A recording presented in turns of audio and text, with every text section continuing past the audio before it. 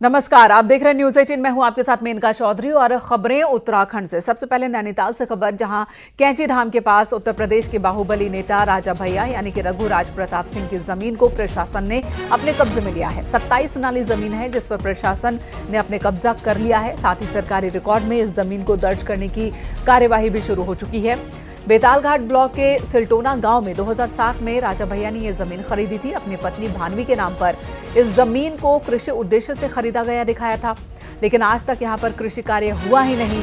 राजस्व परिषद कोर्ट से भी इसी साल भानवी सिंह इस केस को हार गई थी, यानी जमीन को लेकर एक केस अदालत में था, उस केस को भानवी हार गई थी, जिसके बाद अब प्रशासन ने जमीन पर कब्जा कर लिया है।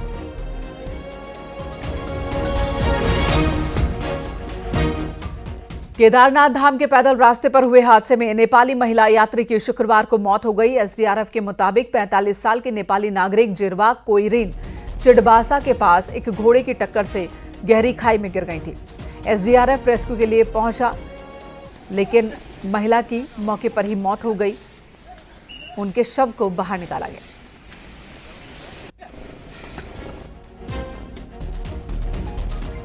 गंगोत्री और यमुनोत्री धाम में कपाट बंद होने की तारीख तय हो चुकी है। 2 नवंबर को 12:14 पर गंगोत्री धाम के कपाट बंद होंगे, जबकि 3 नवंबर को शीतकालीन प्रवास के लिए उत्सव डोली मुखवा पहुंचेगी। 3 नवंबर को भैया दूज के पावन पर्व पर यमुनोत्री धाम के कपाट भी बंद किए जाएंगे। यमुनोत्री के कपाट बंद होने का शुभ मुहूर्त कल विजयदशमी के पावन मौके पर निकाला जाएगा। हजारों श्रद्धालु के साथ मां गंगा की डोली यहां से रवाना होगी। रात्रि निवास मुखवा से 4 किलोमीटर पहले देवी मंदिर में रात्रि को होता है और सारे लोग वहां पर कीर्तन भजन सारी रात्रि को करते हैं।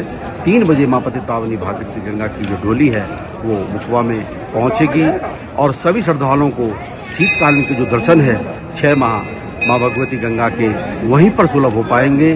और सारे देशवासी से बहुत बहुत शुभकामनाएं। नवरात्रि की महानवमी पर आज सीएम धामी ने मां दुर्गा की पूजा अर्चना के साथ ही कन्या पूजन किया। पत्नी गीता धामी के साथ सीएम धामी ने कन्या पूजन के दौरान बच्चियों के पांव पखारे, बच्चियों का टीका कर उनकी आरती उतारी। सीएम धामी और उनकी पत्नी ने गौ सेवा भी की।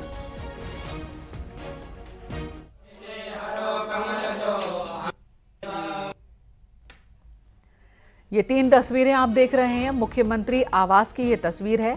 सीएम पुष्कर सिंह धामी ने आज कन्या पूजन किया है। छोटी छोटी बच्चियों के पांव पखारते मुख्यमंत्री नजर आ रहे हैं। उनके साथ उनकी पत्नी गीता धामी भी मौजूद हैं।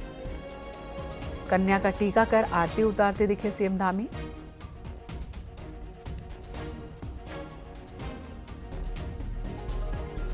हरिद्वार के मंगलौर के रहने वाले किसान संजय सिंह को ट्यूबवेल का कनेक्शन लिए हुए 4 महीने का वक्त बीत गया, लेकिन बिजली का पोल लगाने के लिए 4 महीने से दर-दर भटक रहे थे। संजय सिंह शुक्रवार को सीएम आवास में आयोजित जनता मिलन कार्यक्रम में पहुंचे, जहां उन्होंने मुख्यमंत्री के सामने अपनी आप बीती रखी। मुख्यमंत्री ने संजय सिंह की शिकायत को गंभीरता से लिया और मौके से ही अधिकारियों को कार्रवाई के निर्देश दिए। इसी का असर था कि जिस बिजली के पोल को लगाने के लिए संजय सिंह 4 महीने से भटक रहे थे, वो मिनटों में ही लग गया। शुक्रवार को संजय सिंह जब देहरादून से मंगलौर लौटे तो बिजली का पोल लग चुका था।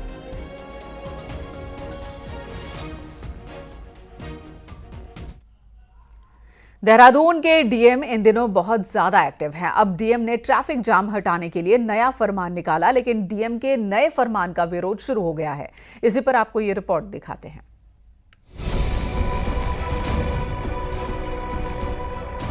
देहरादून के डीएम सविन बंसल को ट्रैफिक जाम की चिंता सता रही है। इसके लिए डीएम साहब ने एक ऐसा आदेश निकाला जो आने वाले दिन में टेंशन बन सकता है। आदेश आते ही इसका विरोध शुरू हो गया है। दरअसल डीएम ने आदेश निकाला कि एसले हॉल, दर्शन लाल चौक, गांधी पार्क, तहसील चौक, घंटाघर और बुद्धा चौक पर कोई प्रदर्शन नहीं होगा। ट्रैफिक जाम से राहत देने के नाम पर यह व्यवस्था लागू की गई है। सीएम आवास कूच करने वाले भी परेड ग्राउंड से पैसिफिक होटल तक जा सकेंगे, जो 100 मीटर के आसपास है। डीएम देहरादून के फरमान को कांग्रेस ने विपक्ष की आवाज दबाने वाला तानाशाही फैसला बताया, तो महिला कांग्रेस ने डीएम को अपनी हद में रहने की नसीहत दे डाली। आज किसी को शौक है कि देहरादून में जाकर अपने घर परिवार को छोड़कर बहुत हफ्ते 2 हफ्ते वहां पर धरना प्रदर्शन करने का किसी को शौक है? किसी को शौक है कि मुख्यमंत्री के आवास को घेरने के लिए वो पहाड़ों से निकलकर और बहुत दिन की यात्रा करके वहाँ पहुँचे? किसी को शौक है?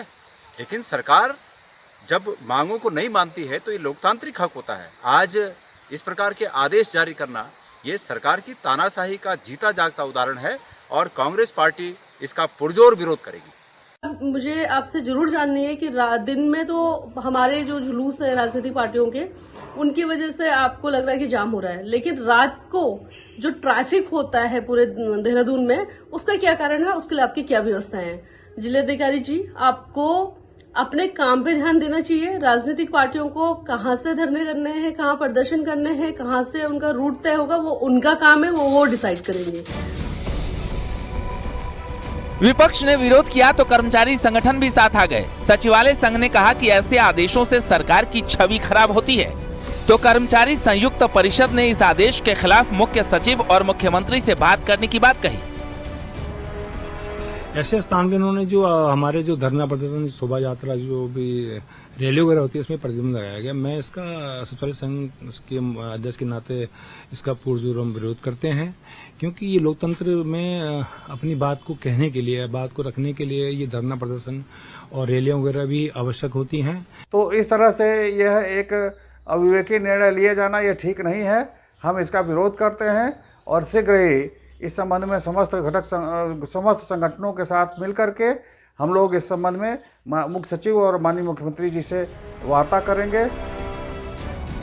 डीएम ने जहां जहां धरने, प्रदर्शन, रैली, शोभा यात्रा पर बैन लगाया, वो पूरा इलाका राजपुर विधानसभा में आता है। विधायक खजान दास ने विपक्ष के आरोपों को गलत बताया तो डीएम को भी आईना दिखाया। इस प्रकार की राजनीति नहीं करती है भारतीय जनता पार्टी। विपक्ष की आवाज को दबाने के लिए नहीं है, विपक्ष स्वतंत्र है अपनी बात को रखने के लिए। 6 जगह पे प्रदर्शन को प्रतिबंधित किया गया है, तो ये तर्क संगत नहीं है। और जहां तक जाम का सवाल है, जाम तो रिश्वना पुल में भी लगता है, वहां पर कोई प्रदर्शन नहीं होता है, फिर भी जाम की स्थिति बहुत ज्यादा बनी हुई है। और जाम तो नीचे कहां कर आड़त बाजार में भी लगता है, वहां पर कोई प्रदर्शन नहीं होता है। इसलिए प्रशासन को अपनी जिम्मेदारी से नहीं हटना चाहिए। देहरादून के नए डीएम इन दिनों नए प्रयोग कर रहे हैं, लेकिन ट्रैफिक जाम हटाने के लिए रैली, प्रदर्शन और शोभा यात्रा पर बैन वाला आदेश सियासी मुद्दा बन गया है और पहले दिन से ही विरोध शुरू हो गया है। Bureau report, news 18। पहाड़ों में पिछले 2 दिनों से लगातार मौसम बदल रहा है। ऊंचाई वाले इलाकों में बर्फबारी से निचले इलाकों में ठंड बढ़ गई है। नीति घाटी, माणा घाटी में ठंड बढ़ चुकी है। बद्रीनाथ धाम और हेमकुंड साहिब में भी बर्फबारी होने से ठंड महसूस हो रही है। बद्रीनाथ धाम में नीलकंठ पर्वत, नर नारायण पर्वत पर बर्फबारी हुई। कड़ाके की ठंड के बीच चारों धाम की यात्रा जारी है। बद्रीनाथ धाम में यात्रियों का जमावड़ा लगा हुआ है।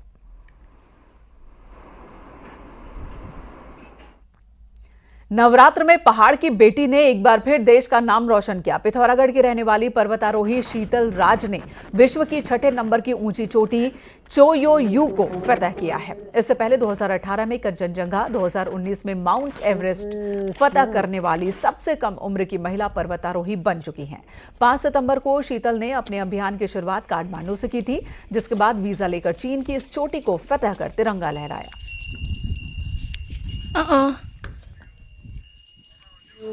सक्सेसफुली सबमिट किया और मैं बहुत ज़्यादा खुश हूँ। 2-2.5 साल के मेरा एक्सीडेंट स्की के दौरान मेरा पैर पे चोट लग गई थी, तो उसके बाद ऑपरेशन हुआ और 2 साल बाद मैंने फिर से अपनी जर्नी को रीस्टार्ट किया। मैं बहुत खुश हूँ। देहरादून में सचिवालय क्रिकेट कप का आज फाइनल हुआ। Men's final school education team ने जीता है इस मुकाबले को, जिन्होंने 8 विकेट से पावर कॉर्पोरेशन की टीम को हराया। वहीं वुमेन टीम की बात की जाए तो फाइनल यहां पर भी एजुकेशन वॉरियर्स टीम ने 50 रन से जीता। क्लब के अध्यक्ष अनिल जोशी ने दोनों जीतने वाली टीमों को शुभकामनाएं दी। 22 सितंबर से सचिवालय कप की शुरुआत हुई, जिसमें पुरुषों की 32 और महिलाओं की 9 टीमों ने हिस्सा लिया था। और आज यहाँ पर एजुकेशन डिपार्टमेंट की टीम ने जीत दर्ज की और 32 और एजुकेशन की दोनों ही टीमों ने यहाँ पर जीत दर्ज की, महिला टीम में भी और पुरुष टीम में भी। तो मैं विजेता खिलाड़ियों को बधाई देता हूँ और जो खिलाड़ी इस टूर्नामेंट में प्रतिभाग किए और जो जीत नहीं पाए, मैं उम्मीद करता हूँ कि अगले सालों में और बेहतर प्रदर्शन करेंगे। नैनीताल में नवरात्र के दौरान डांडिया की भी धूम रहती है। यहाँ के डीएसए मैदान के डांडिया नाइट का आयोजन किया गया। नैनीताल की तस्वीरें दिखा रहे हैं जिसमें शहर भर की महिलाओं ने हिस्सा लिया। इस दौरान यहाँ महिलाएं फिल्मी गानों पर जमकर थिरकती नजर आई, डांडिया खेलती नजर आई। पिछले कई सालों से नैनीताल में इसी तरह से डांडिया नाइट का आयोजन हो रहा है, जहाँ बड़ी संख्या में स्थानीय लोग तो होते ही हैं, जो सैलानी पहुंचते हैं वो भी डांडिया नाइट में शिरकत करते हैं।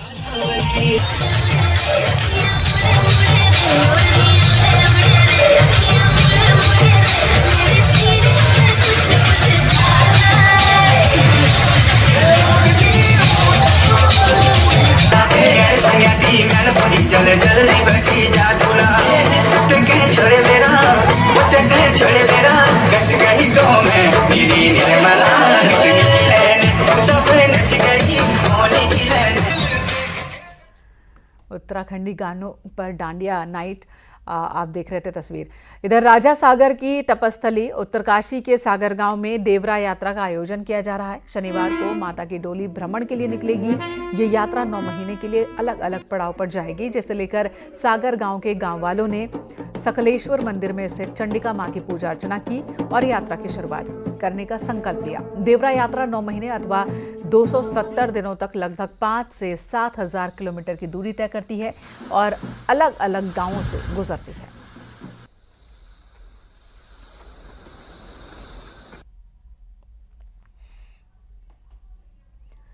देहरादून में ग्राफिक एरा हिल यूनिवर्सिटी का चौथा दीक्षांत समारोह आयोजित किया गया। राज्यपाल गुरमीत सिंह मुख्य अतिथि के तौर पर शिरकत करने पहुंचे। दीक्षांत समारोह में 8,245 छात्रों को डिग्री दी गई, जिसमें इंजीनियरिंग, मैनेजमेंट, कंप्यूटर एप्लीकेशन समेत कई विषयों के छात्रों को डिग्री दी गई। Graphic era group of institutions के चेयरमैन और संस्थापक डॉक्टर कमल घनशाला ने दीक्षांत समारोह में युवाओं से उत्तराखंड के दूर दराज के इलाकों में स्टार्टअप लगाने का आह्वान किया। इस मौके पर राज्यपाल गुरमीत सिंह ने कहा कि सफल होने के लिए संकल्प जरूरी है और इसके लिए प्रण ले। जीवन दर्शन, जीवन मूल्य तथा जीवन शैली। वो कहते हैं कि निश्चय कर अपनी जीत करो। अगर आपने सक्सेसफुल होना है जीवन में तो जरूरी है कि आप संकल्प लें, आप रिजॉल्व लें।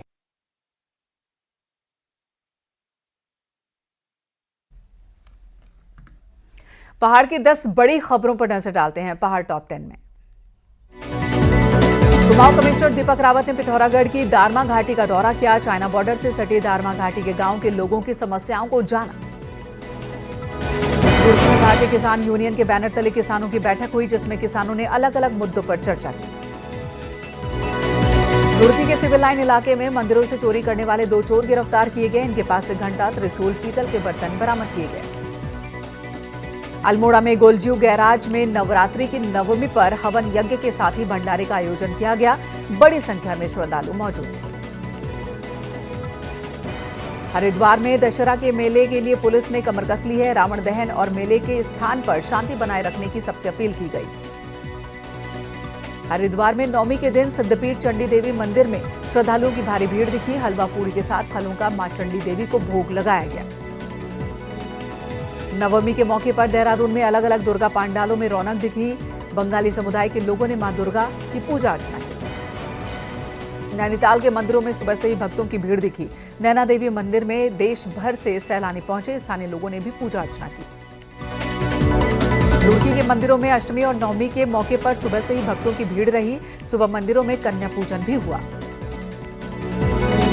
नैनीताल झील में एक युवक का शव मिला, जिसकी पहचान अल्मोड़ा के पनुआ नौला के हिमांशु कुमार के रूप में हुई। यहां रुकेंगे एक ब्रेक के लिए। खबरें ब्रेक के बाद भी जारी हैं।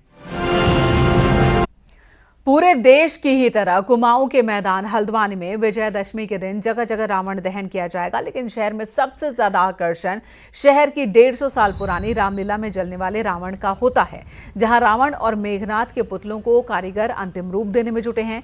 खास बात यह है कि शहर का सबसे बड़ा रावण 60 फीट लंबा होगा और ये बिना प्लास्टिक के बनाया गया है। यानी हल्द्वानी में विजयादशमी के दिन इको फ्रेंडली रावण जलने वाला है। सबसे बड़े शहर हल्द्वानी में जो रावण का पुतला है और मेघनाथ का पुतला है उसको बिल्कुल अंतिम रूप देने की इस समय तैयारी हो रही है। ये सामने देखिए आप, रावण का जो पुतला है उसका चेहरा यहाँ बन चुका है और इधर कारीगर लगे हुए हैं और पुतलों को बिल्कुल अंतिम रूप देने में। इधर आइए आप, मेरे साथ जो हैं जो मुख्य कारीगर हैं वो मौजूद हैं। ये बताइए भाई साहब कि किस तरीके की तैयारी चल रही है रावण दहन की? रावण दहन की तो अभी बढ़िया तैयारी चल रही है, तो बहुत जोरों से चल रही है तैयारियां। बहुत जोरों से जी। अक्सर ये कहा जाता है कि भाई रावण दहन पे प्रदूषण फैलता है, तो आप किस तरीके का मटेरियल इस्तेमाल कर रहे हैं? नहीं, हमारा कागज का ये इस्तेमाल कर रहे हैं, बस कागज है और ये टाट है, बस बाकी बांस है इसमें। और कितने सालों से आप यहाँ पे रावण ये बनाते आए हैं? मुझे यहाँ 18 साल हो गए। 18 साल से। शैलेंद्र नेगी, न्यूज़ 18 हल्द्वानी। यहाँ रुकेंगे एक और ब्रेक के लिए।